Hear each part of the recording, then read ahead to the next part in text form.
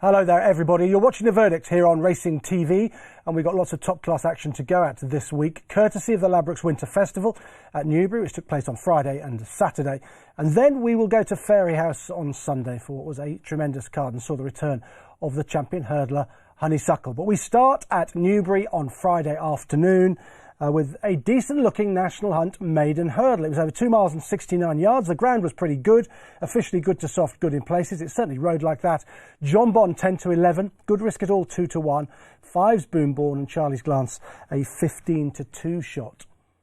Well, this race was notable for Jonbon's facile success, but also for a farcical start. They took an age to get on with it. All riders were apparently under instructions to hold their horses up, or at least ride a patient race with them, not make the running, and therefore they walked for about 40-45 seconds before they decided to actually jump off. And when they did, it was Good Risk at All who took them along. He finishes second to Jonbon, who is on the outside of the field in the JP McManus colours. This was a crawl in the early stages. You see a lot of horses reefing and pulling for their heads, a very steady gallop, and we know that from the sectional speed percentage, which is 108.64 through the final 3 furlongs. So they finished off 8.64% quicker late on in the race than they ran the rest of the contest. So it was a crawl and sprint race, but what it did was it allowed Jonbon to flash his ability and his speed. His final 3 furlongs were 41.76. In context, that's over a second quicker than all of his rivals in behind. The course track sectionals, they're on the website. They show that the pace picked up just after halfway, and that's when Good Risk at All and Jonbon carved this field up completely. The look at the ease with which Jonbon cruises clear of his rivals.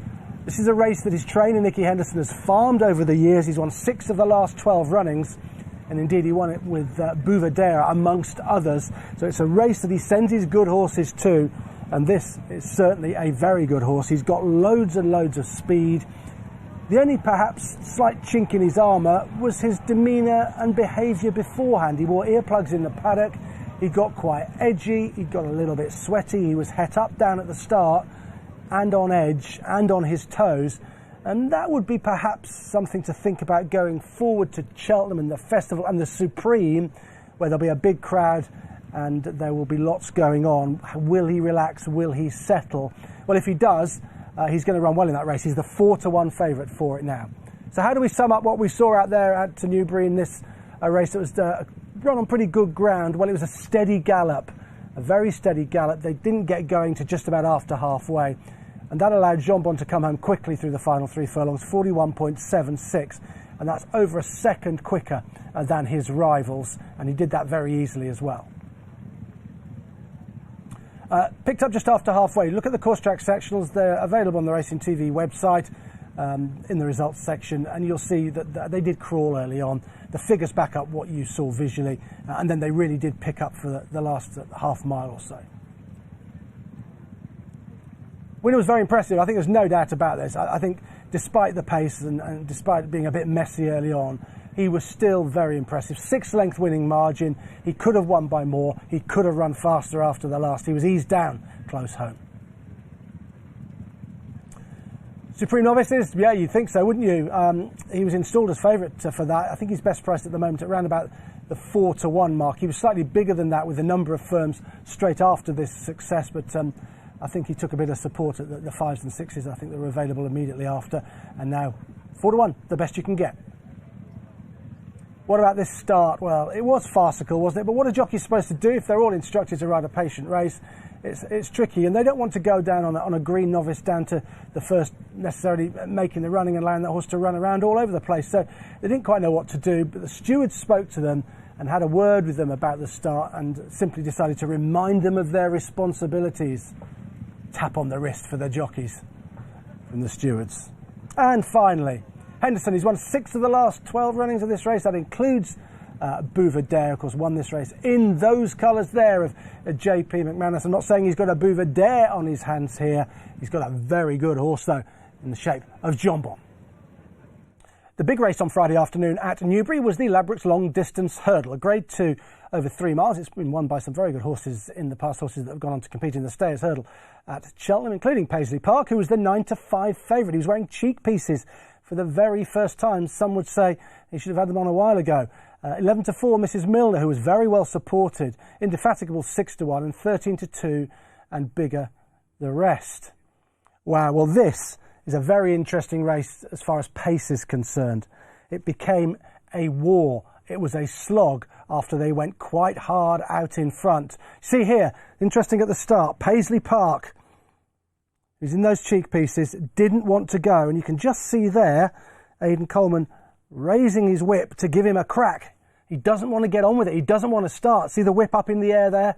Paisley Park reluctant to get on with it in the early stages. But after that, and after Aidan motivated him, he went with a good deal of zest out front. It was Indefatigable who was slowly away in the end. And Paisley Park was soon to the fore and made the running with On the Blind Side. And he's a little bit keen in those first time cheek pieces. And he and On the Blind Side throughout this race take each other on, and they get racing a very long way from home. And they really do cut each other's throats, in my opinion. And they set it up for Thomas Darby, who's a long way back turning in. Here he is. He's being scrubbed and shoved along. But in front of him, this race is going to fall apart. The two horses in front, Paisley Park and On the Blind Side, they've gone head to head and toe to toe, eyeballing each other, picking the pace up from a long way out, and they're going to get very tired and stop. And Thomas Darby is simply going to come and pick up the pieces.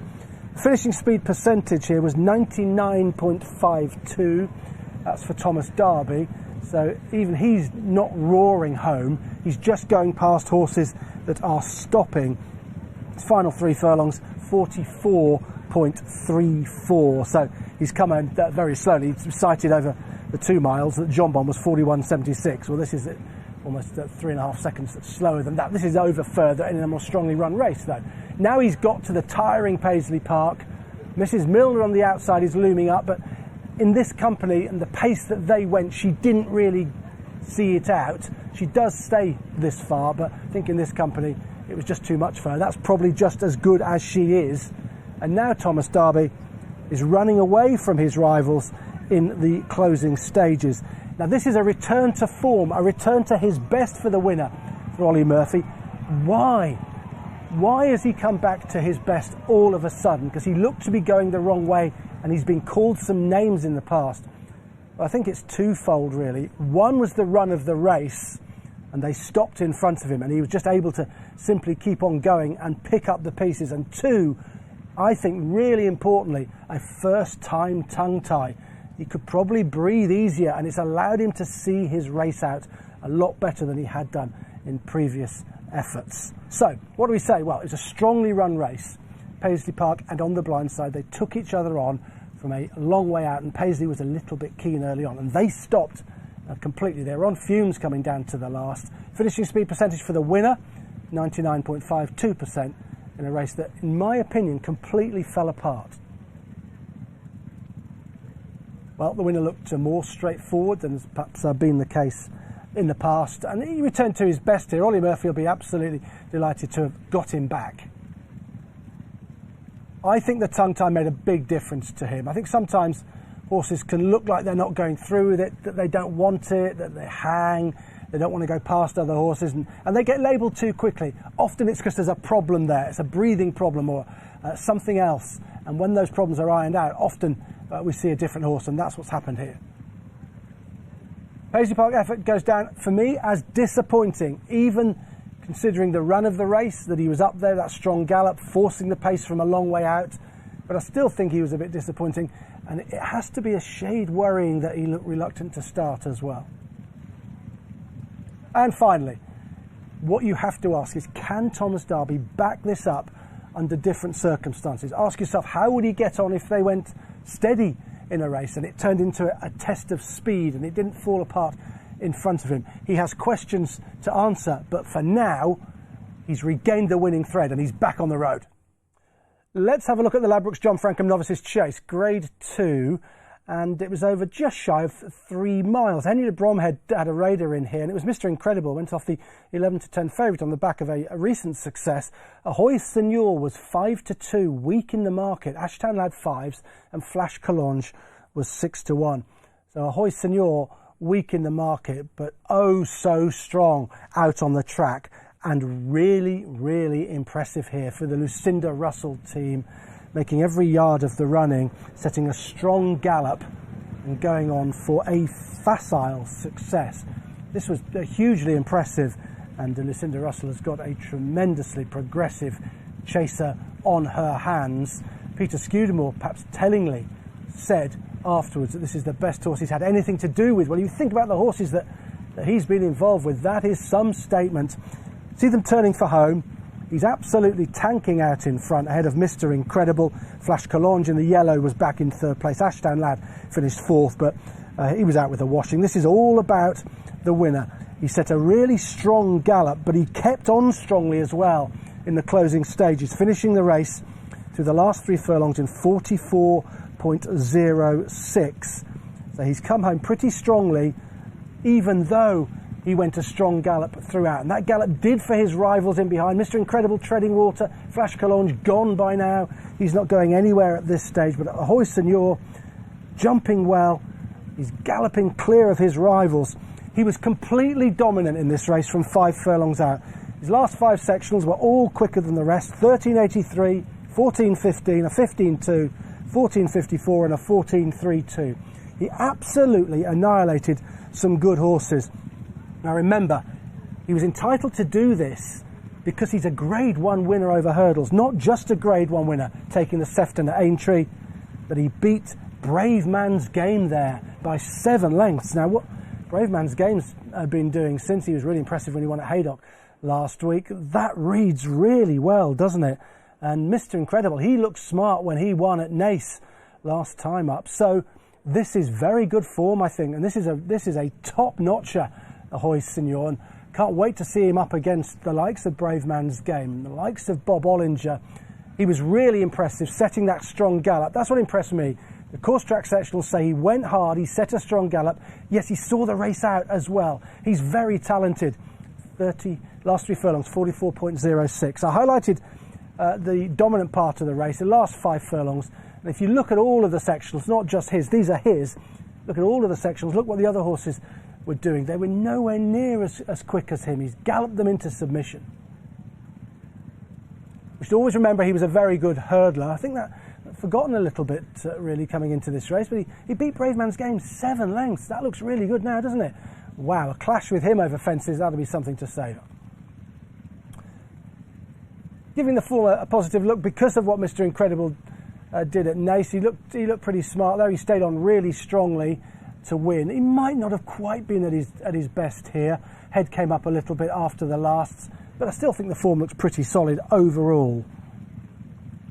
When Peter Scudamore is fulsome in his praise of a horse, you need to sit up and take notice, and he certainly was as far as Ahoy Senor was concerned. He really does like him. This staying novice division's looking good, isn't it? It really is. You've got Bob Ollinger, Brave Man's Game, and now you've got this fella as well. Let's hope they all stay hale and hearty and meet up at some point down the road, probably at Cheltenham. The feature event at Newbury on Saturday afternoon was the Ladbrokes Trophy Chase Grade 3 handicap. It was over just shy of 3¼ miles, and the Henry de Bromhead Train de Clad de Rire was the 3-1 favourite, pretty strong in the market. Fiddler on the Roof was strong, 9-2 from 6-1. On the ropes, 8-1 Enrilla, remastered 11s, and it was 16s and bigger the rest. And it was amongst the rest where the winner came from, and that winner was a rejuvenated, revitalised Cloudy Glen. It was tipped up by Andy Stevens on the Racing TV website at a big price. I think Andy tipped him when he was a 40-1 shot. He won at 33s. Let's send them on their way here in this, hugely competitive race that's thrown up some tremendous winners in the past. Denman, of course, everyone remembers. Brigorn, who went on to be a Gold Cup winner. He won this race as well. Now, interestingly, it wasn't that strongly run, this race. I mean, you'd think with so many runners, they would go quite hard. A few would push and force the pace, but that certainly wasn't the case. It was steadily run. Pace really picked up from the home turn. At this stage, you've got Cloth Cap going along with Remastered, and you can see the winner. They just sat in second place. Green Cap going well at this stage, but he was always prominent. Remastered would have been placed, and he sat there back in third place at this stage, but he fell in the home straight.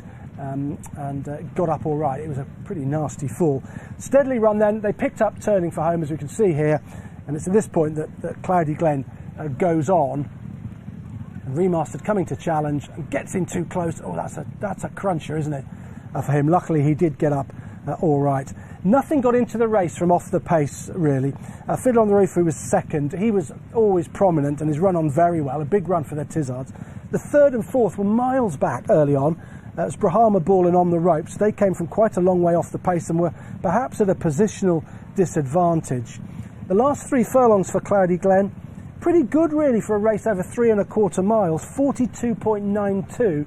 And I think that's a function of the fact that they went steady and the pace just built gradually, and he was able to finish off really strongly. Not something that he's been known for in the past, Cloudy Glen. He's been called a few names in the past, and he's looked none too keen at times, but he's a different horse now, off a layoff and after a wind-up. We talked about the importance of the tongue tie with Thomas Darby, enabling him to look a lot more genuine and to go forward and finish his race off. Well, I think the wind-up and the layoff here has done the same for Cloudy Glen, and he's seen the race out very well, having been well positioned throughout. But this is a much better effort from him than we saw his last few starts, and this over 200-day layoff plus the wind-up has revitalised him. Big run from the second, Fiddler on the Roof, and the third and fourth, well, you can mark them up a bit. They've come from miles back. Right, let's sum this up. It was surprisingly a steadily run affair. The pace really picked up 4 out, really from sort of halfway round the home turn. And the first 2 were always prominent. They were always handy. They did have a positional advantage. Inconvenience hold-up horses, I think that's the case. Whether they'd have won anyway or got close, I don't know. But Brahma Bull and On the Ropes, they did run on quite well in the closing stages. They're a mile back On the Ropes there in the Jubilee Park colours blue cap. And right-hand side of your screen, Brahma Bull. They're a long way back, and they ran on reasonably well in the closing stages.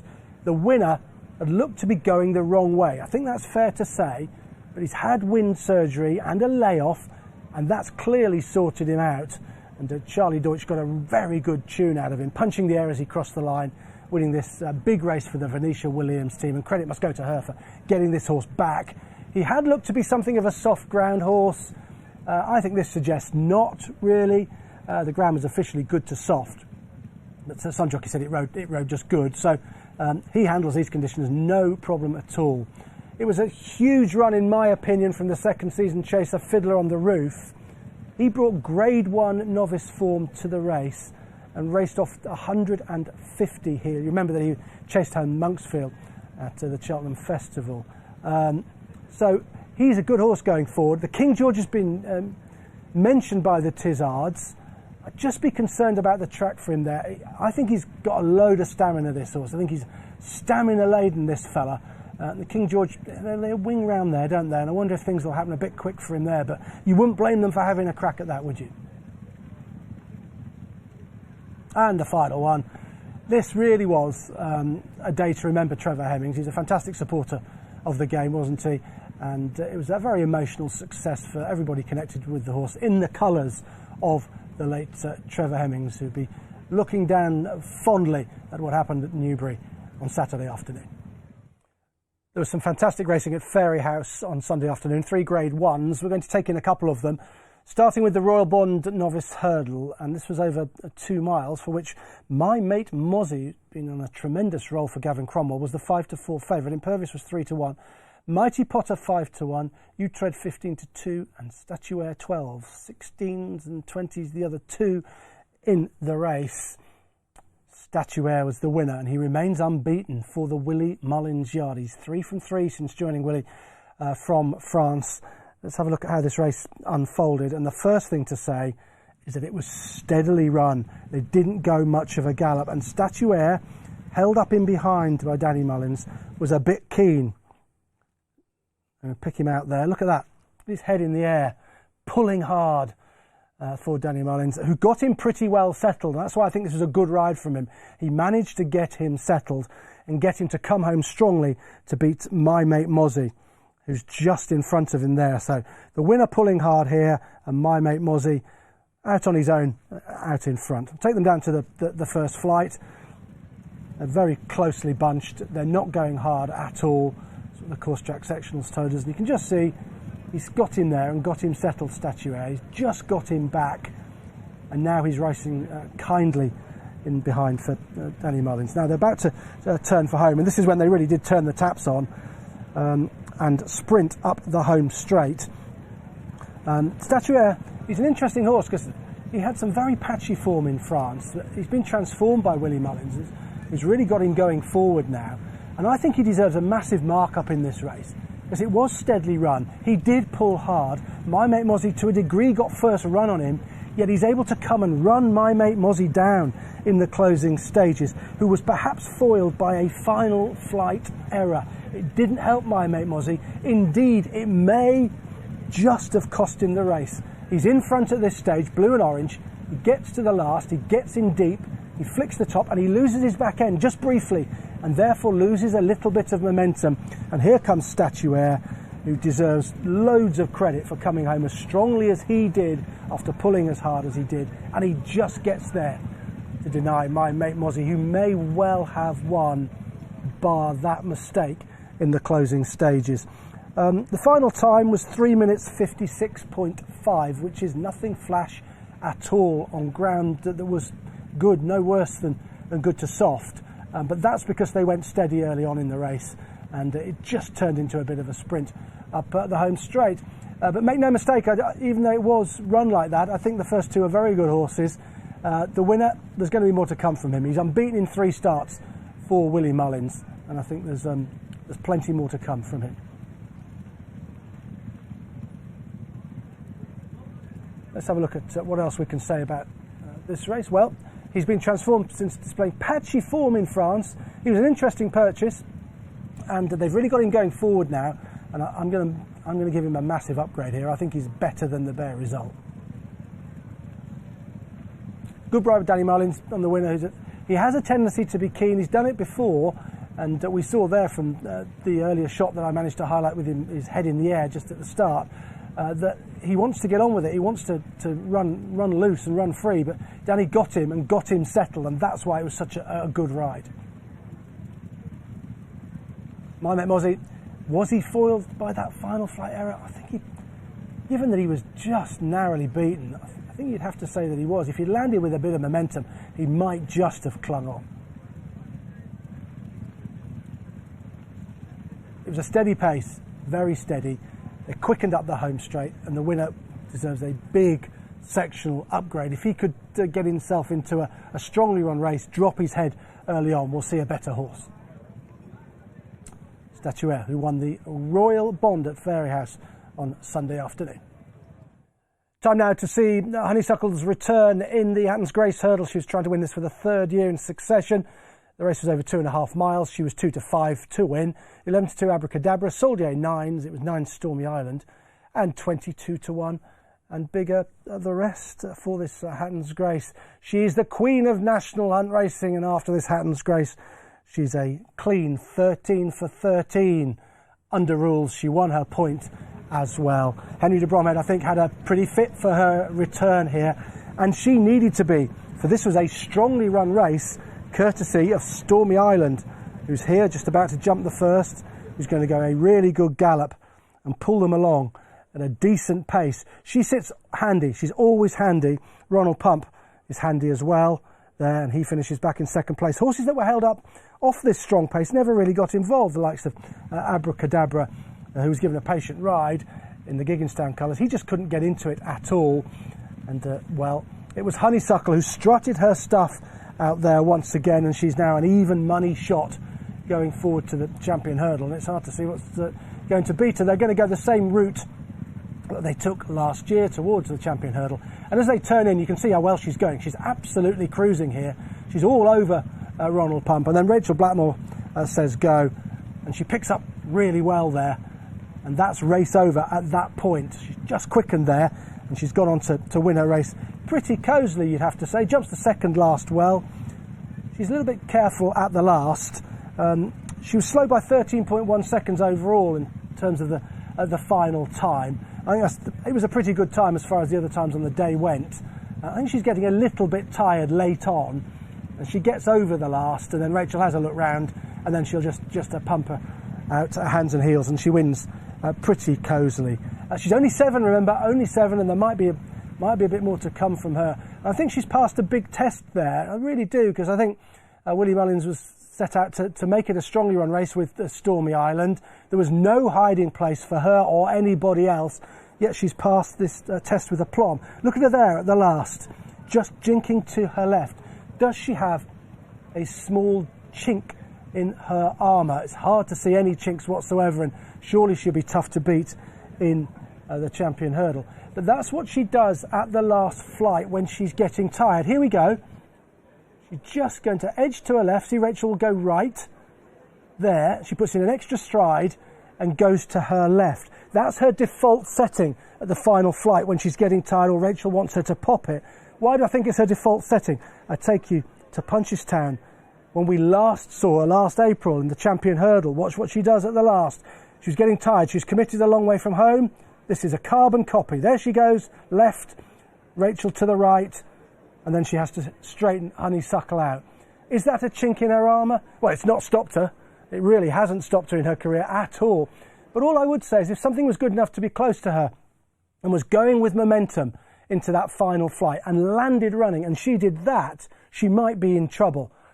Splitting hairs just a little bit there, looking for a chink in her armour. There probably isn't one, and whether anything's good enough to be with her going down to the last is a moot point as well. She's the darling of National Hunt Racing, and she was welcomed back by a rapturous crowd at Fairyhouse. Rachel Blackmore saluting the crowd as she came back in. So how do we sum up what we saw? Well, it was a very strongly run race. They went a really good gallop, courtesy of Stormy Island, and it produced the best time of the day. She's a perfect 13 for 13 under rules. She's a National Hunt a superstar. Can't wait to see her at the Cheltenham Festival. Once again, she won her point as well. Nothing's been able to give her a problem in all of those races. Evans, champion hurdle. Hard to see what will beat her. I think Henry de Bromhead's keen to go for the same route that he took with her last year, and the champion hurdle will be the big target. I think she was fit for her return. I think the team there were keen to make sure that she was pretty straight. They felt they perhaps had undercooked her a tad prior to winning this race the last year, and she had a bit of a hard race. So there was no hiding place. So it was a good job that they turned up with a really fit Honeysuckle. She's only 7, and she just could get better. You know, there might be a bit more to come from her. She's a tremendous racehorse. It's reported that she was trying to bite and kick in the parade ring beforehand. She was really up for it, and she's landed her 3rd at Hatton's Grace in really good style. It's hard to see anything being able to beat her. Finally, and we must touch on this, and it is really, really sad, this the loss of latest exhibition. He was a tremendously good horse for the Nolan team, and that was a really sad postscript to a brilliant contest, and our condolences go out to the Nolan team and everyone connected with that lovely racehorse latest exhibition. Well, that's it for the verdict this time around. Indeed, that's it for the verdict until April. We'll be back for the flat season. Thank you to everybody who's watched and everybody who's commented on social media, good and bad. I thank you for all of those, and I'll see you again back in April with some tremendous flat action here on the verdict. I hope you've enjoyed it. I'll see you soon.